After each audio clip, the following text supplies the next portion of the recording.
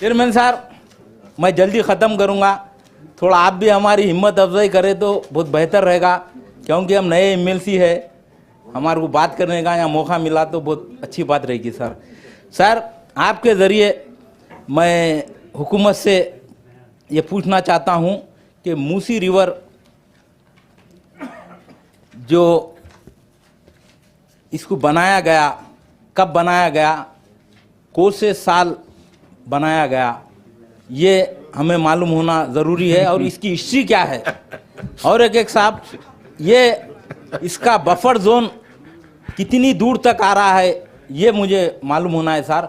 तीसरी बात, मजलिस इत्तेहादुल मुस्लिमीन और हमारे पार्टी के सदर मोहतरम मुकाम अली जनाब बैरिस्टर असदुद्दीन अवैसी साहब इसके ख़िलाफ़ नहीं है, मगर यहाँ पर रहने वाले गरीबों की फ़िक्र है हमारे सदर मोहतरम को।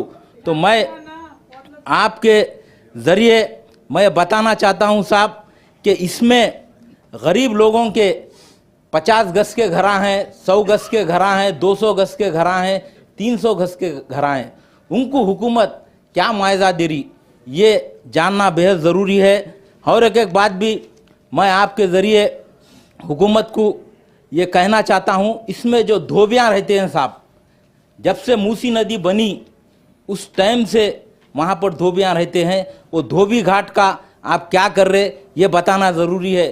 तीसरी बात, वहाँ पर मजहबी मुकामात है, जैसा कि मंदिर हो या दरगाह हो या मस्जिद हो या चर्च हो या छिल्ले हो, इनके लिए हुकूमत क्या कर रही है ये भी मालूम होना।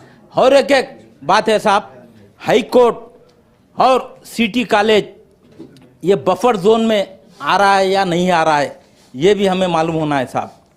और साहब, मजलिस इत्तेहादुल मुस्लिमीन और हमारे जमात के सदर जनाब बैरिस्टर असदुद्दीन अवैसी साहब हमेशा गरीबों के साथ है, और गरीबों के ऊपर जुल्म होगा तो मजलिस इत्तेहादुल मुस्लिमीन बर्दाश्त नहीं करेगी।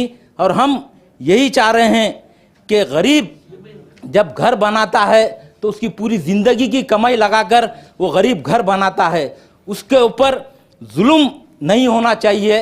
ये मजलिस इत्तेहादुल मुस्लिमीन का डिमांड है।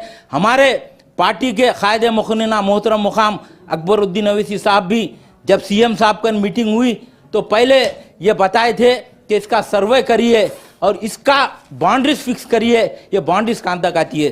तो हम यही कहना चाहते हैं आपके ज़रिए चेयरमैन साहब, मजलिस इत्तेहादुल मुस्लिमीन हमेशा गरीबों के साथ है, हमेशा गरीबों के साथ रहेगी, और गरीबों के ऊपर जुल्म होने से मजलिस इत्तेहादुल मुस्लिमीन बर्दाश्त नहीं करेगी। रहमत बेग गाరు చెప్పారు, మూసీ నది బఫర్ జోన్ 50 मीटर्स फिक्स हो गए। 50 metres we are not going to decrease it. ये ఈ పూర్ పీపుల్ కు సంబంధించి rehabilitation and the livelihood, we have a great concern for rehabilitation and also create livelihood who used to get some sort of a livelihood staying in the river bed.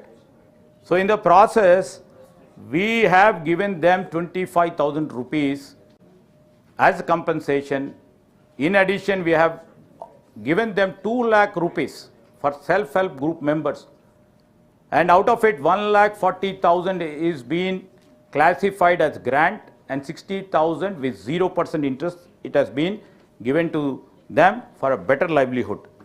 And we'll also be coming up, after DPR comes into picture, the local artisans will also be provided an opportunity to put their artisan markets over there. That will, after the DPR has been provided, our Honorable Chief Minister will also try to reflect what would be in the DPR, how the state and how the city of Hyderabad will be looked in terms of, not only in terms of economy, in terms of our superficial structure, how it will be looked upon.